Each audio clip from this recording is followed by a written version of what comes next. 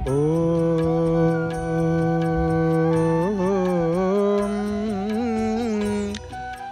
श्रीनीलाचलकन्दरोदरगत मुनीन्द्रनीलोत्पलम् प्रेक्षी दैत्यगजेन्द्रदर्पदलनं शर्वाशिपञ्चाननम् शक्ता चञ्चलया परितममलं पक्षीससन्मण्डपं तं वन्दे हृतपारिजातमजमुं नीलाद्रिचूडामणिं तं वन्दे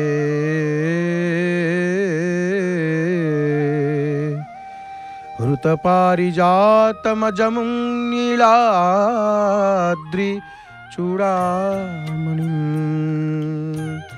जय जय जगन्नाथ, जय जय जगन्नाथ, जय जय श्री जगन्नाथ।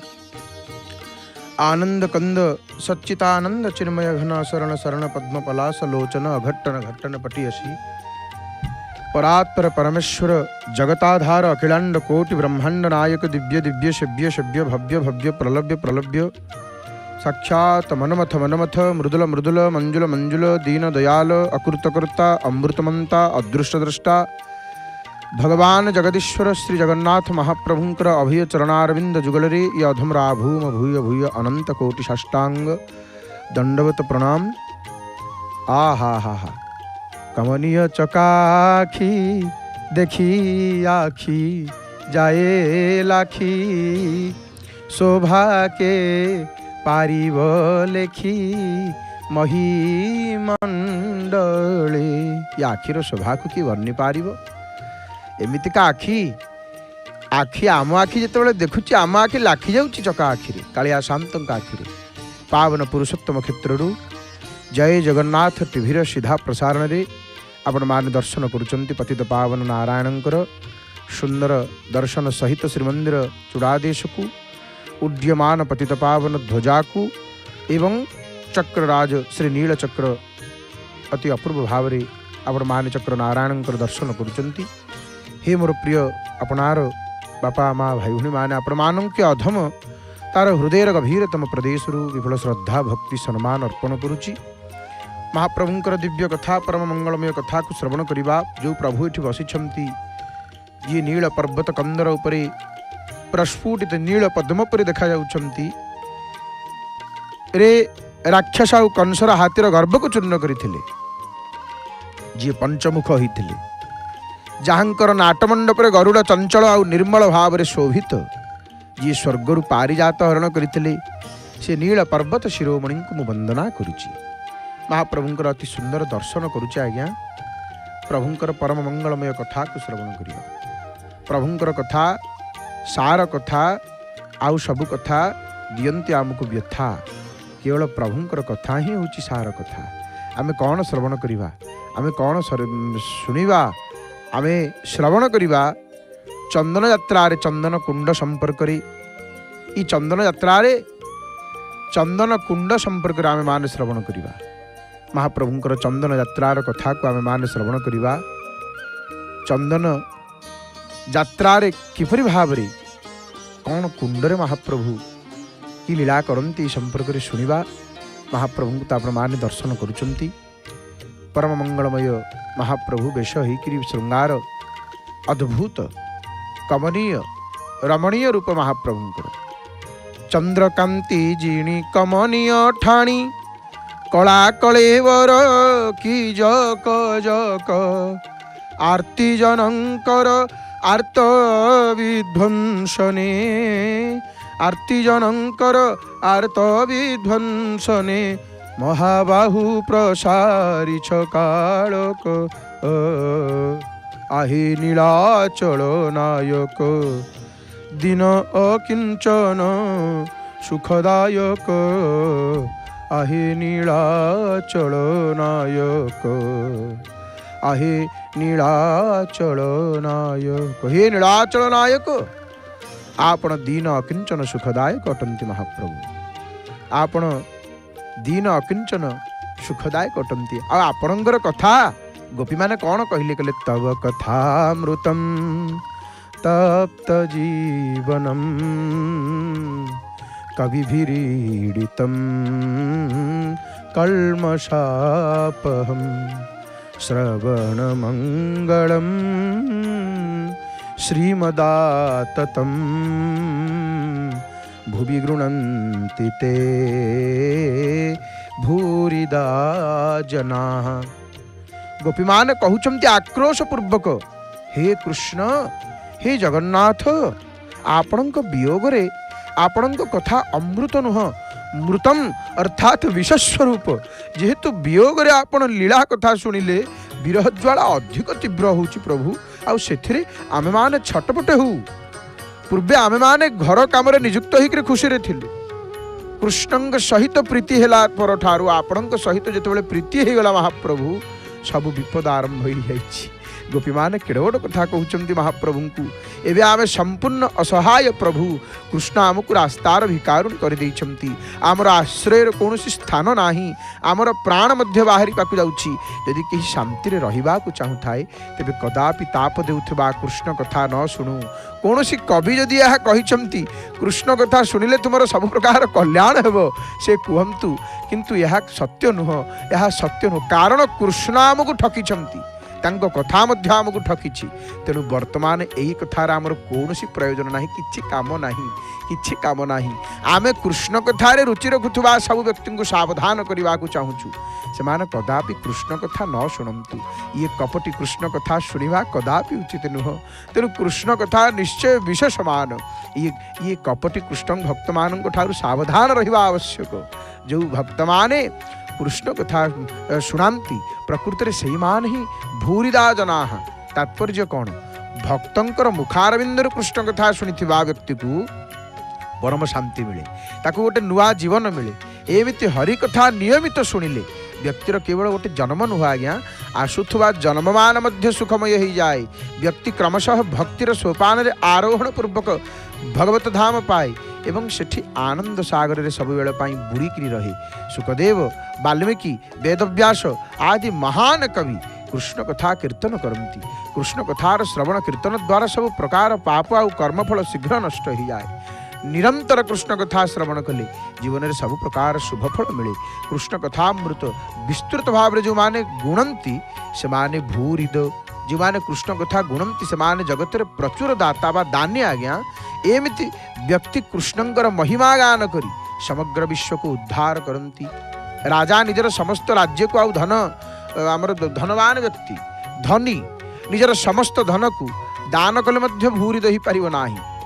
पुणी गोपी मान कहते आमे आ कौन कहबू, आमे कृष्णंकर लीला कथा श्रवण आ स्मरण को कदापि छाड़ी पारिबु नाहु। एहीपरि कृष्ण प्रेम रे विभोल होकर गोपी मान चाहिए मध्य कृष्ण को क्षणटिए मध्य भूली पारंती नाही। हे कृष्ण, हे कृष्ण, हे जगन्नाथ, हे जगन्नाथ, हरि हरि बोल, हरि हरि बोल, हरि हरि बोल।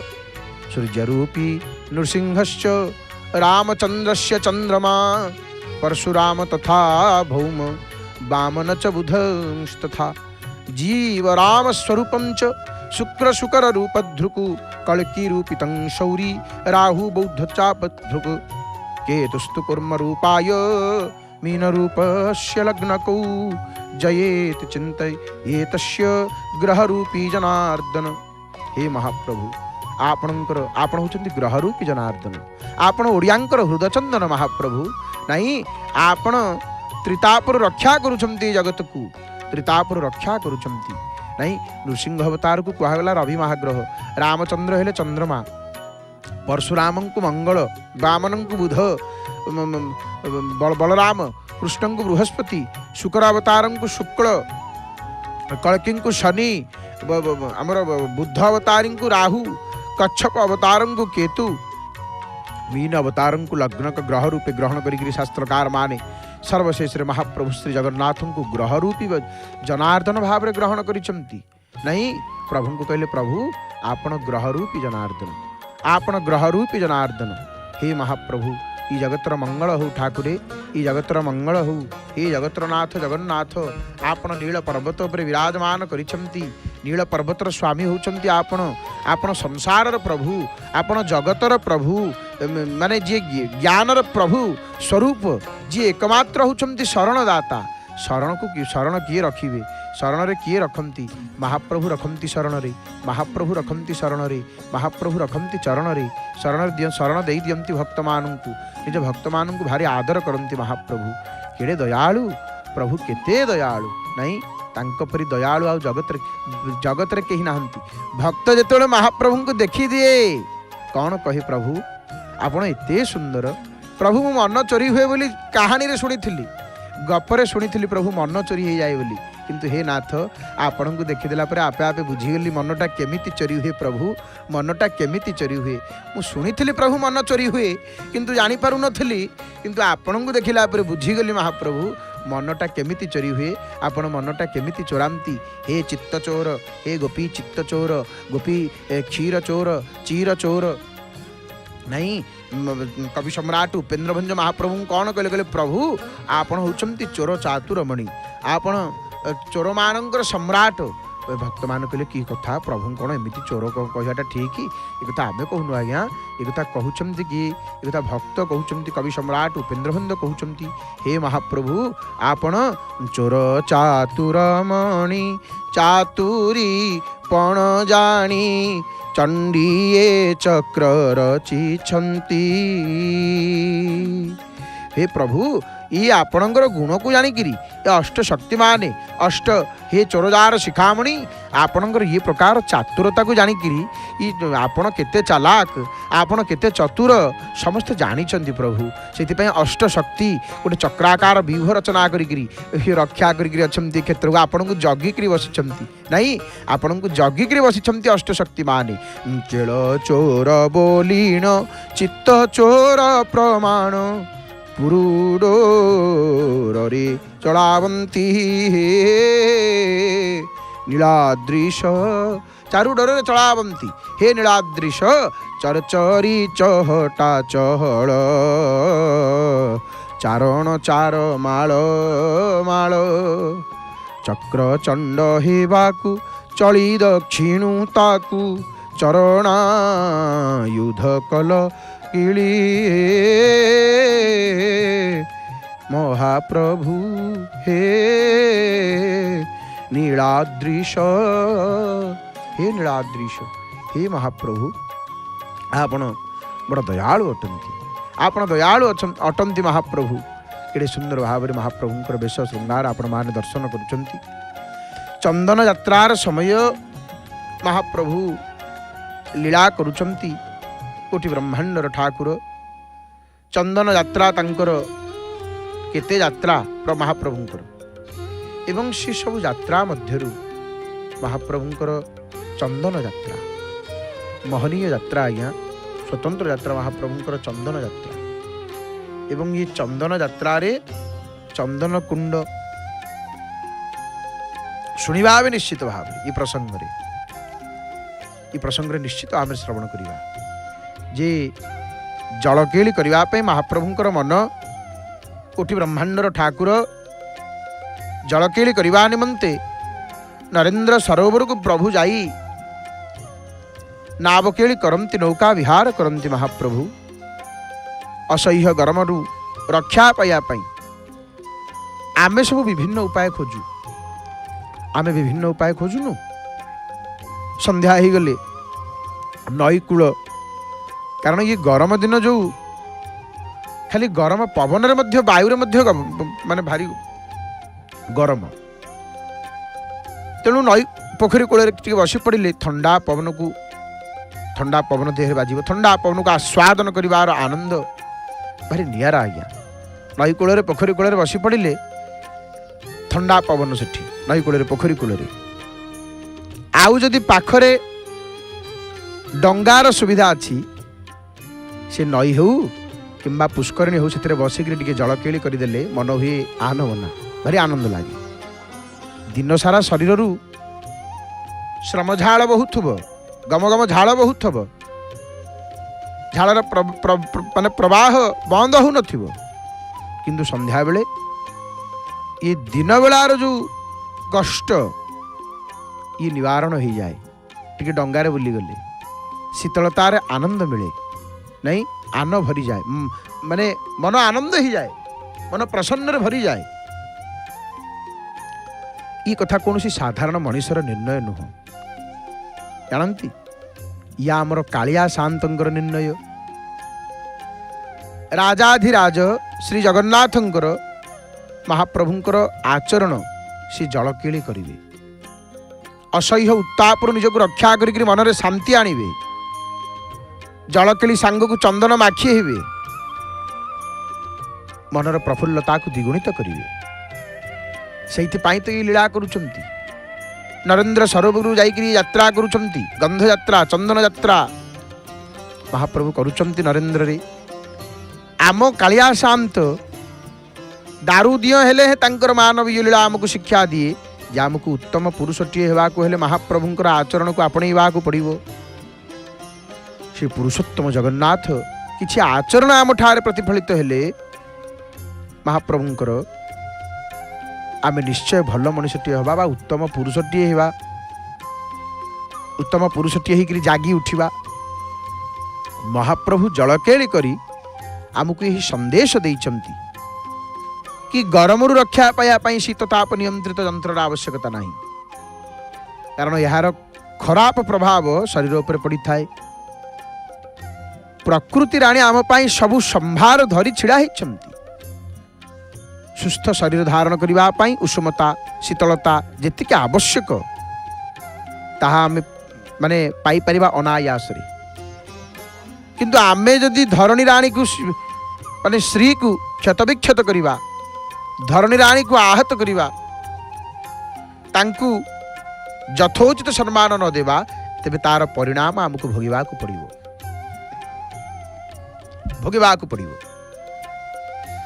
ସେଥିପାଇଁ ଆଜି ଆମେ ପାଖରେ ଏ ଗୋଟେ ବିରାଟ ପ୍ରଶ୍ନ ନେଇକରି ଛିଡ଼ା ହେଇଛି। ଯଦି ଆମେ ଶୀତତାପ ନିୟନ୍ତ୍ରଣ ଯନ୍ତ୍ରକୁ ବହୁଳ ଭାବରେ ବ୍ୟବହାର କରିବା, ତାର ପ୍ରଭାବ ବାୟୁମଣ୍ଡଳ ଉପରେ ପଡ଼ିବ। ଫଳରେ କ'ଣ ହେବ ନା ଶୁଦ୍ଧ ପବନ ଟିକିଏ ପାଇବା ଦୁରୂହ ବ୍ୟାପାରରେ ପରିଣତ ହେଇଯିବ, ହେଇଗଲାଣି ମଧ୍ୟ। ନାଇଁ, କାଳିଆ ସାଆନ୍ତେ ଶ୍ରୀମନ୍ଦିରରେ ବସିଛନ୍ତି, ତାଙ୍କୁ ଶୀତତାପ ନିୟନ୍ତ୍ରଣ ଯନ୍ତ୍ରର ଆବଶ୍ୟକତା ଅଛି କି? ମହାପ୍ରଭୁଙ୍କୁ ଏସିର ଆବଶ୍ୟକତା ଅଛି? ଏସିର ଆବଶ୍ୟକତା ନାହିଁ। ମହାପ୍ରଭୁ ଏସବୁ କିଛି ଆବଶ୍ୟକ ନାହିଁ ପ୍ରଭୁଙ୍କୁ। ସେ ଚାହାନ୍ତି, ତାଙ୍କ ସୃଷ୍ଟି ଗୋଟେ ଅପୂର୍ବ ସୃଷ୍ଟି ପରା। ମହାପ୍ରଭୁ ଯେଉଁ ସୃଷ୍ଟି କରିଛନ୍ତି, ତାଙ୍କ ସୃଷ୍ଟି ଗୋଟେ ଅପୂର୍ବ ସୃଷ୍ଟି, ତାଙ୍କ ସୃଷ୍ଟି ଗୋଟେ ଦିବ୍ୟ ସୃଷ୍ଟି। ମହାପ୍ରଭୁଙ୍କ ସୃଷ୍ଟି ପରି ସୃଷ୍ଟି ଆଉ କ'ଣ ଅଛି? କେହି ନାହାନ୍ତି। କେହି ଏମିତି ସୃଷ୍ଟି ଆଉ କେଉଁଠି ଅଛି କହିଲେ? ଆଉ ସେଇ ସୃଷ୍ଟିର ପ୍ରତ୍ୟେକଟି ନିୟମକୁ ସେ ନିଜେ ମାନିକିରି ଚଳିବେ ଏବଂ ଶିକ୍ଷା ଦେବେ ଯେ ତୁମ ପାଇଁ ମୁଁ ଯାହା ଖଞ୍ଜି ଦେଇଛି ତାହା ଯଥେଷ୍ଟ। କିନ୍ତୁ ଅଧିକ ଲୋଭ କରିକି ତାକୁ କ୍ଷତି ପହଞ୍ଚେଇବା ଇଏ ପାପ। ଅଧିକ ଲୋଭ କରିକି ତାକୁ କ୍ଷତି ପହଞ୍ଚାଅ ନାହିଁ, କିମ୍ବା ନିଜର ସୁଖ ଦେଖିକିରି ଅନ୍ୟକୁ କ୍ଷତି ପହଞ୍ଚାଅ ନାହିଁ। ବରଂ ପ୍ରକୃତି ତୁମ ପାଖରେ ଯାହା ପହଞ୍ଚେଇଛି, ଯାହା ଦେଇଛି ପ୍ରକୃତି ତୁମକୁ, ସେତିକିରେ ସନ୍ତୁଷ୍ଟ ହୁଅ। ମହାପ୍ରଭୁ ଆମକୁ ଇଏ ଶିକ୍ଷା ଦିଅନ୍ତି। ନାଇଁ, ଏହି ପରିପ୍ରେକ୍ଷୀରେ ଆମ କାଳିଆ ସାଆନ୍ତ ସନ୍ଧ୍ୟାରେ ଶୀତତାପ ନିୟନ୍ତ୍ରିତ ମନ୍ଦିରରେ ନ ରହିକିରି ନରେନ୍ଦ୍ର ପୋଖରୀକୁ ପଳେଇ ଆସନ୍ତି। ନରେନ୍ଦ୍ର ପୋଖରୀକୁ ଯାଆନ୍ତି ଜଳକେଳି କରିବା ପାଇଁ, ନୌକା ବିହାର କରିବେ, ଚନ୍ଦନ ମାଖି ହେଇକିରି ଥଣ୍ଡା ପବନରେ ସ୍ୱାଦ ଚାଖିବେ ମହାପ୍ରଭୁ, ଆଉ ମନକୁ ଶାନ୍ତ କରିକିରି ବାହୁଡ଼ିବେ। ସେ କହୁଛନ୍ତି, ହେ ମୋର ଭକ୍ତଗଣ, ତୁମେ ବି ଅନୁରୂପ ଆଚରଣ କର, ଯେଉଁଥିରେ ତୁମର ଶରୀର ଠିକ୍ ରହିବ, ତା ସହିତ ତୁମେ ଠିକ୍ ସମ୍ମାନ ଦେଇପାରିବ ପ୍ରକୃତିକୁ। ମହାପ୍ରଭୁ ଏ ଚନ୍ଦନ ଯାତ୍ରା ମାଧ୍ୟମରେ କ'ଣ ବାର୍ତ୍ତା ଦେଉଛନ୍ତି? ପ୍ରକୃତିକୁ କ୍ଷତି କରନି, ପ୍ରକୃତିକୁ ନଷ୍ଟ କର ନାହିଁ, ପ୍ରକୃତିକୁ ଉଚିତ ସମ୍ମାନ ଦିଅ। ଏ ଚନ୍ଦନ ଯାତ୍ରା ମାଧ୍ୟମରେ ମହାପ୍ରଭୁ ଆମକୁ ଏ ବାର୍ତ୍ତା ଦେଉଛନ୍ତି, ଶିକ୍ଷା ଦେଉଛନ୍ତି। ଆଉ ମହାପ୍ରଭୁଙ୍କର ଏଇ ଚନ୍ଦନ ଯାତ୍ରା ତାଙ୍କର ଦ୍ୱାଦଶ ଯାତ୍ରା ଭିତରୁ ଅନ୍ୟତମ ଯାତ୍ରା, ସ୍ୱତନ୍ତ୍ର ଯାତ୍ରା, ଦୀର୍ଘତମ ଯାତ୍ରା, ସବୁଠାରୁ ଅଧିକ ଦିନ ପାଳିତ ହେଉଥିବା ଏ ଯାତ୍ରା ମହାପ୍ରଭୁଙ୍କର। ହରି ହରି ବୋଲ ମଣିମା। ଆମେ ଚନ୍ଦନ ଯାତ୍ରା ସମ୍ପର୍କରେ ଶୁଣୁଛେ, ମହାପ୍ରଭୁଙ୍କୁ ଦେଖୁଛେ, ସେ ଚକା ଚକା ଆଖିକୁ ଟିକେ ଦେଖନ୍ତୁ। ତୋ ଚକା ଆଖିକୁ ଚାହିଁ ରହିଥିବି ମୋ ଆଖିରୁ ଲୁହ ସରିବା ଯାଇ ତୋ ନା ଧରି ଭକ୍ତ ଆସିକିରି ପହଞ୍ଚି ଯାଉଛନ୍ତି। ପତିତ ପାବନଙ୍କୁ ଦେଖିକିରି ତନ୍ମୟ ହେଇଯାଉଛନ୍ତି। ଆଉ ମନ ଆଉ କ'ଣ କହିବ ଭକ୍ତ? ପ୍ରଭୁଙ୍କୁ ଦେଖିଦେଲା ପରେ ଆଉ କ'ଣ ବଚନ ଆଉ ସ୍ଫୁରେ କି? ମହାପ୍ରଭୁ ଠାକୁରେ ମନ ଚୋରି ହୁଏ ବୋଲି ଶୁଣିଥିଲି ମହାପ୍ରଭୁ, କିନ୍ତୁ ଆପଣଙ୍କୁ ଦେଖିଲା ପରେ ହେ ମହାପ୍ରଭୁ, ହେ ଦୀନବନ୍ଧୁ, ଭକ୍ତ କହେ ବୁଝିଗଲି ମହାପ୍ରଭୁ ମନ କେମିତି ଚୋରି ହୁଏ। ଆପଣଙ୍କୁ ଦେଖିଲା ପରେ ହେ ବଳିୟାର ଭୁଜ ଠାକୁର ମନ କେମିତି ଚୋରି ହୁଏ ମହାପ୍ରଭୁ ବୁଝିଗଲି। ହେ ଦୀନବନ୍ଧୁ, ହେ କୃପାଳୁ, ଆପଣ କେଡ଼େ ଦୟାଳୁ, ବଡ଼ ଦୟାବନ୍ତ ହରି, ଆପଣ ବଡ଼ ଦୟାବନ୍ତ, ବଡ଼ ଦୟାଳୁ ଆପଣ ମହାପ୍ରଭୁ। ତ ମହାପ୍ରଭୁଙ୍କର ଚନ୍ଦନ ଯାତ୍ରା ପ୍ରଭୁଙ୍କର ଏଇ ଦ୍ୱାଦଶ ଯାତ୍ରା ଭିତରୁ ଅନ୍ୟତମ ଯାତ୍ରା, ସ୍ୱତନ୍ତ୍ର ଯାତ୍ରା। ଆଉ ଏ ଯାତ୍ରାକୁ ଅବଲୋକନ କରିକିରି କ'ଣ ଲେଖିଛନ୍ତି? ବୈଶାଖେ ଏଡ଼େ ଖରା ପକାନ୍ତି ଚନ୍ଦନର ଛରା, ଚନ୍ଦନ ଲାଗି ବହେ ଝାଳ, ଦାସିଏ ଢାଳନ୍ତି ଚାମର। ଆଉ ଜଣେ କବି ବଡ଼ ସୁନ୍ଦର କଥାଟିଏ ଲେଖିଛନ୍ତି। ବାଇଦ ବାଜଣା କାହା ଘରେ ବିଭା, ଜଗବନ୍ଧୁ ଘରେ ଉତ୍ସବ ଚନ୍ଦନ ଯାତ୍ରା ଦେଖିଯିବା। ଚନ୍ଦନ ଯାତ୍ରାକୁ ସେ ବାହାରିଲେ ହରି, ଚାପ ଖେଳିବାକୁ ଆହା ନରେନ୍ଦ୍ର ପୋଖରୀ। ପବିତ୍ର ନରେନ୍ଦ୍ର ପୋଖରୀ ମହାପ୍ରଭୁଙ୍କର ଚନ୍ଦନ ପୋଖରୀ, ଜଳକେଳି ସ୍ଥଳୀ ଚନ୍ଦନ ପୋଖରୀ। ଆଉ ଦେଖନ୍ତୁ ଆମର କବି ଅର୍ଜୁନ ଦାସଙ୍କର କାବ୍ୟ କଳ୍ପଲତାରେ ଜଗନ୍ନାଥ ମହାପ୍ରଭୁଙ୍କର ଚନ୍ଦନ ଯାତ୍ରାର ବର୍ଣ୍ଣନା ଦେଖିବାକୁ ମିଳେ।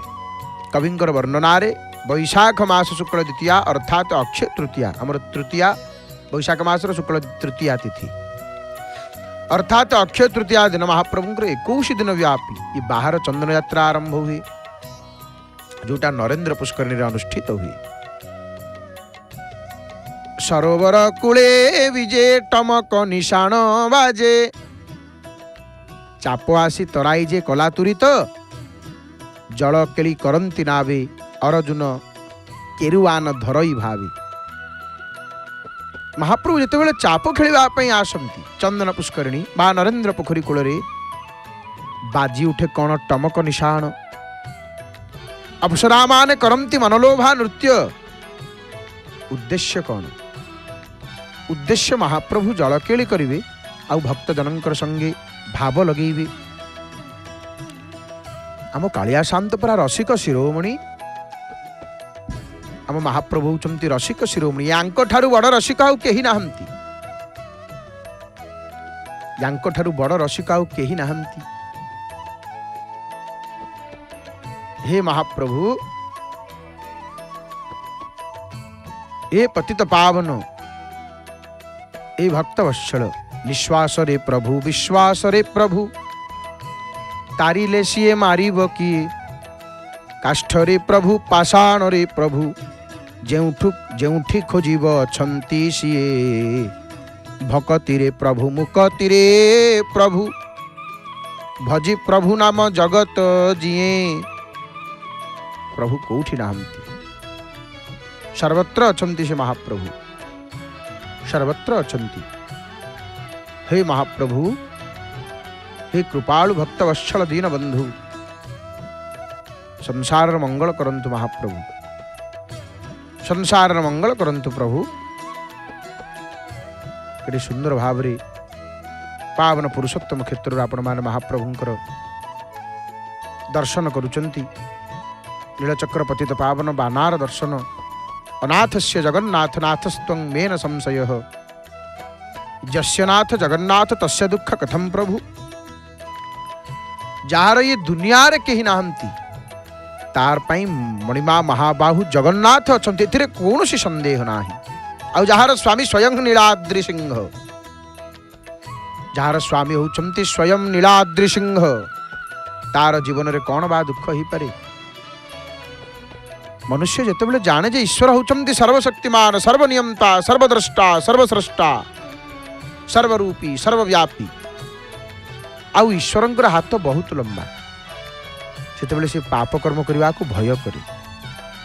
ସତ୍ ମାର୍ଗରେ ଚାଲିବାକୁ ହେଲେ ପ୍ରଭୁଙ୍କୁ ଭଲ ପାଇବାକୁ ପଡ଼ିବ। ଆଜ୍ଞା, ଆମ ଭଲ ମାର୍ଗରେ କେମିତି ଯିବା? ପ୍ରଭୁଙ୍କୁ ଭଲ ପାଇଲେ ତ, ପ୍ରଭୁଙ୍କୁ ଭଲ ପାଇଲେ ତ ତାଙ୍କ ନାମ ଗୁଣଗାନ କରିବାକୁ ପଡ଼ିବ। ଶାସ୍ତ୍ର ବଡ଼ ସୁନ୍ଦର କଥା କହିଲେ, କହିଲେ ନାମ ଭଜ ନାମ ଚିନ୍ତା, ନାମ କର ସାର, ନାମ ବ୍ରହ୍ମ ବିନୁ ଆନ ନାହିଁ ପ୍ରତିକାର, ନାମ ଭଜ ନାମ ଚିନ୍ତ, ନାମ କର ସାର, ନାମ ବ୍ରହ୍ମ ବିନୁ ଆନ ନାହିଁ ପ୍ରତିକାର, ନାମ ବ୍ରହ୍ମ ବିନୁ ଆନ ନାହିଁ ପ୍ରତିକାର। ବାସ୍ତବରେ ଏ ସଂସାର ଗୋଟିଏ ପାନ୍ଥଶାଳା। ଏଠି କିଏ କେତେବେଳେ ଆସନ୍ତି ଏବଂ କିଏ କେତେବେଳେ ଯାଆନ୍ତି ତାର ହିସାବ କେହି ରଖିନାହାନ୍ତି। ଆଜ୍ଞା, ତାର ହିସାବ କାହା ପାଖରେ ନାହିଁ। ଦେଖନ୍ତୁ, ପ୍ରଭୁଙ୍କୁ ଭୋଗ ନୈବେଦ୍ୟ ଅର୍ପଣ କରୁଛନ୍ତି ପୂଜା ପଣ୍ଡା ସାମନ୍ତ ମହାଭାଗ। हे महाप्रभु तदीय वस्तु गोविंदं तुभ्यमेव समर्पयेत्। ये भोग आपण ग्रहण करंतु महाप्रभु। ये मर्त्य वैकुंठ, ये मर्त्य वैकुंठ तुठारु दयालु अच्छी के संसारे, मो ठारु के दिन हीन, इहाकु विचारी प्रभु चक्रधारी, पादे दियो मोते स्थान। बड़ भोग खिया हटिया हरि। आ भक्त आसिक पहुंची जाउछंती सिंह द्वारे, हाथ टेकी दउछंती संगे संगे, दुई हाथ को ऊपर को तोली दउछंती, दुई हाथ को ऊपर को टेकी दउछंती प्रभु को पतित पावन को दर्शन करी।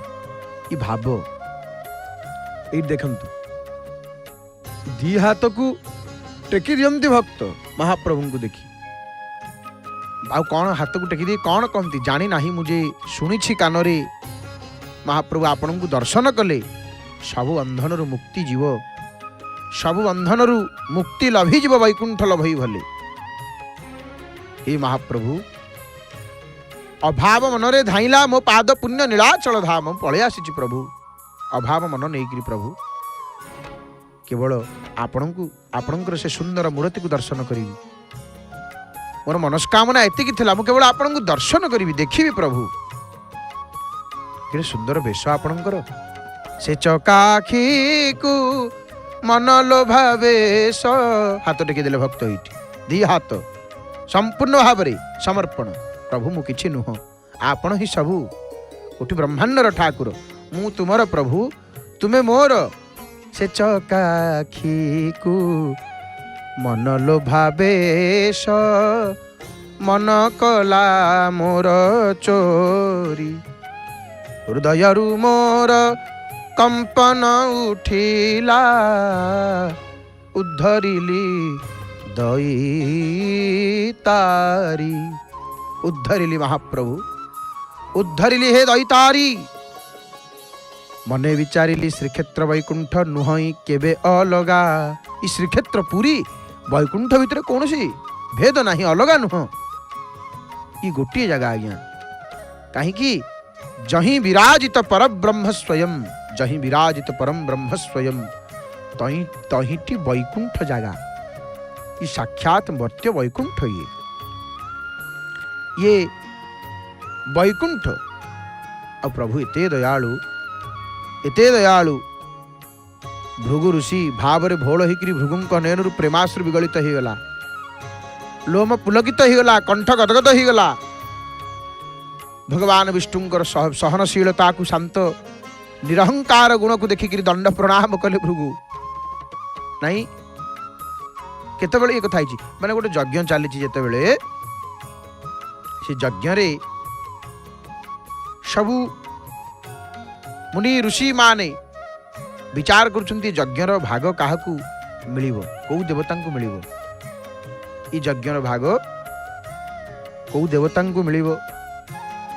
ये कथा जेतेबेले चिंता करिसंती, ये कथा चिंता करी करी विचार करुछंती ये काहाकू ये यज्ञर भाग आमे दबु।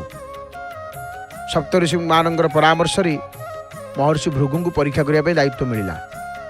महर्षि भृगु गले ब्रह्मा पाखक को परीक्षा करेंगे, त्रिदेव को परीक्षा करेंगे, ब्रह्मा विष्णु महेश्वर को परीक्षा करेंगे ना। ब्रह्मा को परीक्षा कले प्रथम भृगु ऋषि जाइकिरी निज पिता ब्रह्मा पाखे पहुंचिकी ना तांको प्रणाम कले ना शिष्टाचार देखले, कटु वचन प्रहार कले भृगु ऋषि। ब्रह्मा प्रथम प्रथम सहिले शांत रहिले, किंतु निरंतर जो अपमान होची जने गाली करुची ब्रह्मा को मध्य क्रोध आसिला। निष्कर्ष बाहरिला कौन ना सृष्टि सर्जना पाई रजोगुणर आवश्यक। अतः ब्रह्मा होचंती माने गुणर अधीन, रजोगुणर अधीन। तापर शिव पाखु गले, ब्रह्मा को परीक्षा सरला, महादेव परीक्षा करिवे नहीं। भृगु कैलाश गले, कैलाश दुआरे नंदी जगिछंती। कैलाश दुआरे नंदी जगिछंती। कौन होइछि तापर शुणिबा। एबा आसंतु संगीतमय परिवेश आळती दर्शन करिबा। कंठदान करिछंती महाप्रभुंकर स्वर सेविका प्रणम्य गायिका श्रीमती डॉक्टर नमिता गुरलमानकर भावपूर्ण कंठरु। जय जय जगन्नाथ, जय जय जगन्नाथ, जय जय श्री जगन्नाथ, हरि हरि बोल।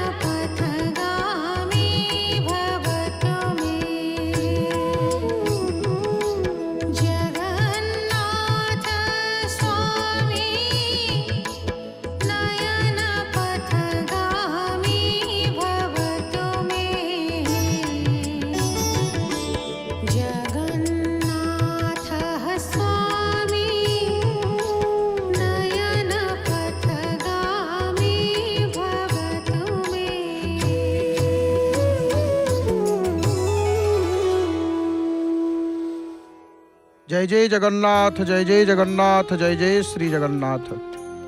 हरि हरि बोल, हरि हरि बोल, हरि हरि बोल। सुंदर भाव रे संगीतमय परिवेश रे भावपूर्ण भजन को श्रवण करी महाप्रभुंकर सुंदर भाव रे आळती आपण माने दर्शन करुथिले। महाप्रभुंकर स्वर सेविकांकर मुखारविंदरु तो आमे चर्चा करुथिले महाप्रभुंकर चंदन यात्रा संपर्क रे। चंदन कुंड कथा आमे माने शुणुथिले नै कि चंदन यात्रा रे नीति कौन हुए। महाप्रभुंकर आपण माने तो चंदन यात्रा को चंदन यात्रार सीधा प्रसारण रे दर्शन देखुछंती नरेंद्र पुष्कर चंदन यात्रा को जय जगन्नाथ टीवी सीधा प्रसारण रे। ई चंदन यात्रा रे चंदन कुंड जो रही नरेंद्र पुष्करणी रे, ये महाप्रभु सेठी की जाई दिन चाप सरी जीवा परे दिन चाप जेतेबेले सरी जाए महाप्रभु चंदन कुंड को जानती। महाप्रभु चंदन चकड़ा को जल क्रीड़ा नौका विहार करने जानती। संगत श्रीदेवी भूदेवी को धरी पंच महादेव को धरी पंच महादेव स्व स्व विमान रे विजय करती। से पटुआर शोभा यात्रा हाथी छती वैष्णव मानंकर कीर्तन भक्त मानंकर भजन रे बड़दाण्ड पवित्रतार सह उछुली पड़े महाप्रभु जानती। एवं जाई देखंतु सेठी चंदन मंडप रे नीति कौन हुए। चंदन यात्रा रे विजय करुवा ठाकुर माने नरेंद्र पुष्करिणी रे चंदन माने आमर चकड़ा रे पहुंचीबा परी पालिया गराबड़ू सेवक जगन्नाथ वल्लभरू आसीथिबा जल को कर्पूर युक्त करंती। कर्पूर चुरीकी पकेइबे एवं महाप्रभुंकर एकाएक सेवक श्री भितरच्छ महापात्र महाभाग पांच बाड़े कर्पूर जल मनोही करती। कर्पूर शीतलता पांच बाड़े रामकृष्ण मदन मोहन श्रीदेवी भूदेवी पांच बाड़े कर्पूर जल मनोही करती। तापरे महाजन सेवक मान रामकृष्ण पुष्करिणी कूल सुसज्जित थिबा आमर भासमान विमान मध्य बड़ चाप को विजय करती। रामकृष्ण विजय करबा परे तांको सहित पंच महादेव सही चापरे थिबा पछ सिंहासन रे बसंती बा विजय करती। द्वितीय चाप सान चाप जहाँ कहूचे मदन मोहन श्रीदेवी और भूदेवी विजय हेबा परे मुदिरस्थ सेवक प्रसाद लागी करती। हड़प नायक दशावतार पटी कांधरे पकईकरी बिड़िया मनोही करती। तत्परे वैजयंत्री और वाद्यकार माने आग नौकार जीवापर ठाकुर मानंकर दुईटी चाप नौ विहार उद्देश्य नरेंद्र पुष्करिणी चतुःपार्श्व भ्रमण पूर्वक जलक्रीड़ा होता है। ये जलक्रीड़ा एवं देखंतु पूर्वर चापरे देवदासी नृत्य और द्वितीय चापरे गोटीपुओ नृत्य अनुष्ठित होता। तेणु ये बंद हो जाए 1916 मसीहा ठारू। तो यहीपरि भाव में दिन चाप कौन देखंतु दिन चाप ये तो 21 दिन यात्रा ये चंदन यात्रा प्रत्येक दुई थर चाप माने प्रत्येक दिन दुई थर चाप उपरକୁ महाप्रभु विजय करती। दिन चाप गोटे थर गोटे घेरा पुष्करिणी चतुर्पार्श्व को भ्रमण करी चंदन मंडप कूल माने चाप लगिबा परे एकत्र दुई चाप रामकृष्ण मदन मोहन श्रीदेवी भूदेवी पंच महादेव आसीबा उत्तारे बंदापना हुए चामर आलट ये सब नीति होकर ठाकुर माने चंदन मंडप रे जगती उपरକୁ विजय पूर्वक जलकुंड रे स्नान करिथांती। जलकुंड नहीं नौका आरोही प्रभु भावग्राही धीरे धीरे विजय करती। सागर भितरे मद मरुतरे पोत बड़ शोभा दिशंती। तेणु महाप्रभु ये चंदन कुंड रे स्नान करती। कुंडटा केमिति कौन ना आमर चंदन मंडप जगती उपरे नानाविध सुबासित पुष्प खाली बासना फूल आउ चंदन कर्पूर जल ये सब पृथक 3 गोटी चंदन कुंड रे सुसज्जित होता है। ମଦନମୋହନ ଭୂଦେବୀ ଶ୍ରୀଦେବୀ ଚନ୍ଦନ ମଣ୍ଡପର ମଧ୍ୟ ଭାଗରେ ସେ କୁଣ୍ଡରେ ସ୍ନାନ କରନ୍ତି। ରାମକୃଷ୍ଣ ପୂର୍ବ ଭାଗରେ ଆଉ ପଞ୍ଚମହାଦେବ ପଶ୍ଚିମ ପାର୍ଶ୍ୱରେ ଗୋଟେ ସେଠି ଚନ୍ଦନ କୁଣ୍ଡ ତାଙ୍କର ଥାଏ, ସେଠି ସେ ବିଜେ କରନ୍ତି। ଆଉ ପବିତ୍ର ଜଳକୁଣ୍ଡରେ ଦେବ ବିଗ୍ରହମାନଙ୍କର ଜଳ ଲାଗି ନୀତି ବଢ଼ିବା ପରେ ସେମାନଙ୍କୁ କୁଣ୍ଡରୁ ଉଠେଇକିରି ପ୍ରଞ୍ଛନିରେ ବିଧିପୂର୍ବକ ପୋଛା ଯାଇକିରି ବିଭିନ୍ନ ପୁଷ୍ପମାଲ୍ୟ ଓ ପାଟ ବସ୍ତ୍ରରେ ସାଧା ବେଶରେ ସଜ୍ଜିତ କରାଯିବା ପରେ ପଞ୍ଚ ଉପଚାରରେ ଶୀତଳ ଭୋଗ ଲାଗି ହେଇଥାଏ। ତାପରେ ସ୍ୱର୍ଣ୍ଣ ଅଳଙ୍କାର ମାନ ଲାଗି ହେଇକିରି ବେଶ ବଢ଼ିବା ପରେ ଚନ୍ଦନ ମଣ୍ଡପକୁ ବିଜେ କରନ୍ତି ମହାପ୍ରଭୁ। ଶ୍ରବଣ କରୁଥିଲେ ପ୍ରସଙ୍ଗକୁ ଚନ୍ଦନ କୁଣ୍ଡ ସମ୍ପର୍କରେ ଚନ୍ଦନ ଯାତ୍ରାରେ। ଏଇ ମୋର ପ୍ରିୟ ବାପା ମା ଭାଇ ଭଉଣୀମାନେ, ଏବେ ଆସନ୍ତୁ ଜାଣିବା କଥାରେ ଆମେ ଗୋଟେ ବହୁତ